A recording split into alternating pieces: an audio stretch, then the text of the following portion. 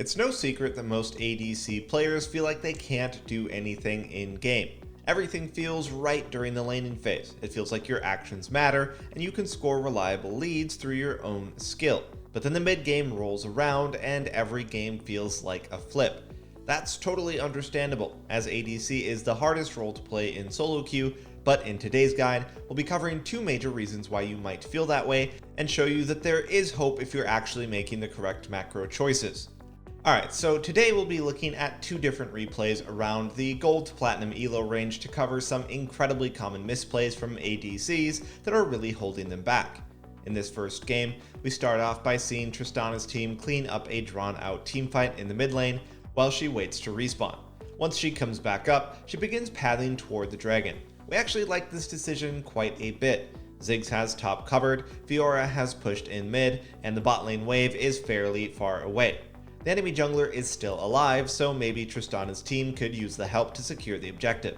That being said, Tristana makes a small error on the way there. A small optimization that a lot of low elo ADCs don't do is not killing jungle mobs on a rotation, even when they're in a hurry.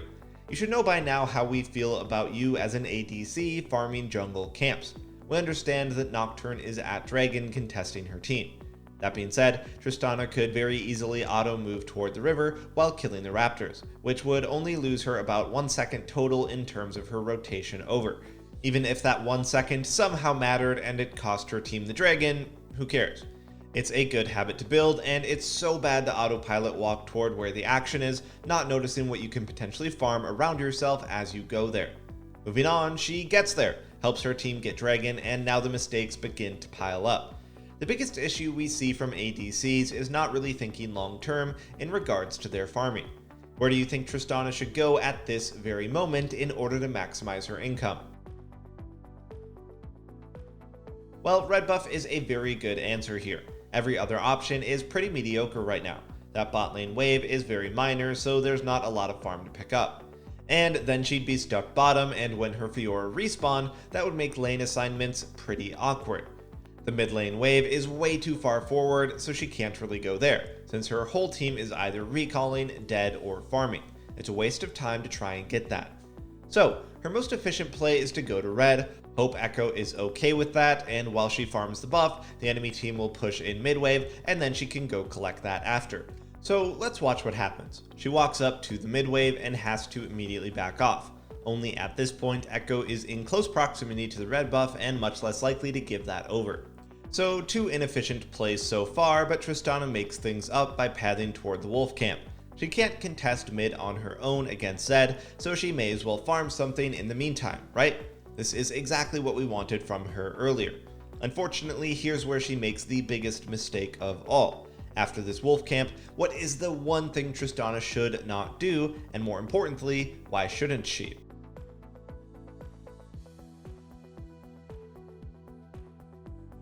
The horrible play is to go toward Gromp.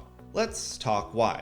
In our ADC guides, we'll always tell you to farm jungle camps. It's important, but you should never kill the jungle at the cost of lane farm.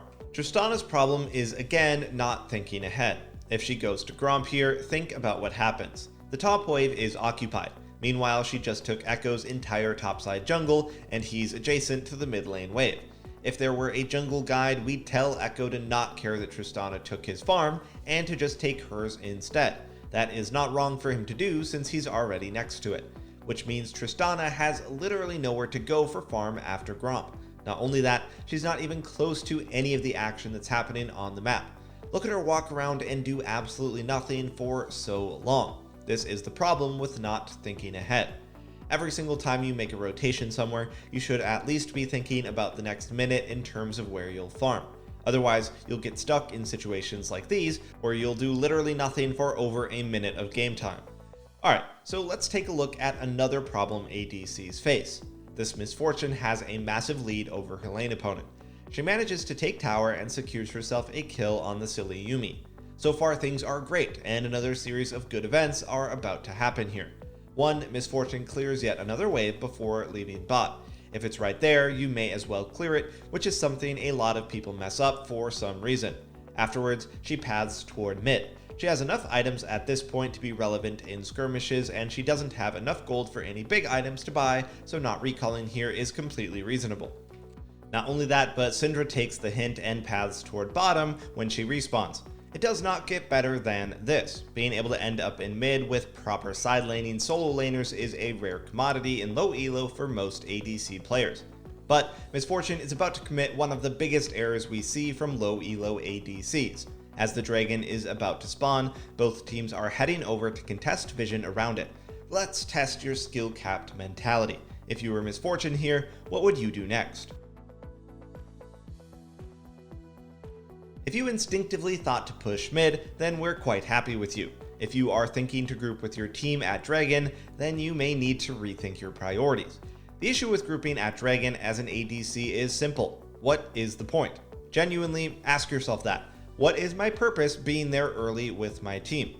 ADCs generally don't zone people. They don't poke, they don't engage, they carry very little vision. They can't face check.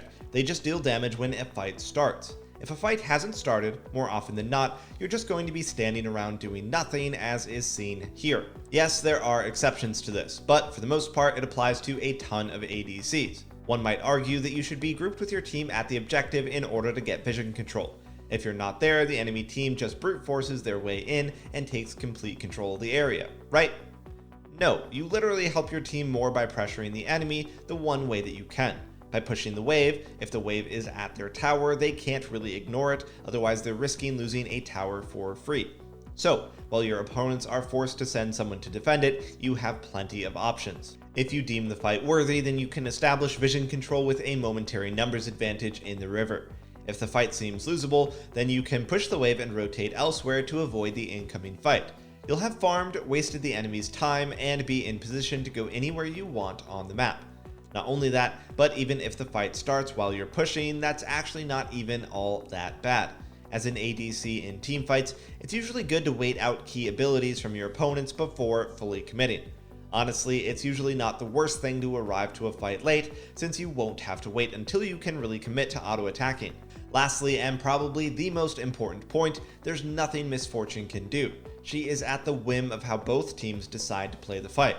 She's actually playing this encounter fine. She has to wait until the enemy team fully commits or her team finds an engage. This is why ADCs feel like they have no agency, because it's true. Once the fight starts, you can't really control it all that much. At the end of it all, she trades her life for Kha'Zix, and we can't really blame her for that.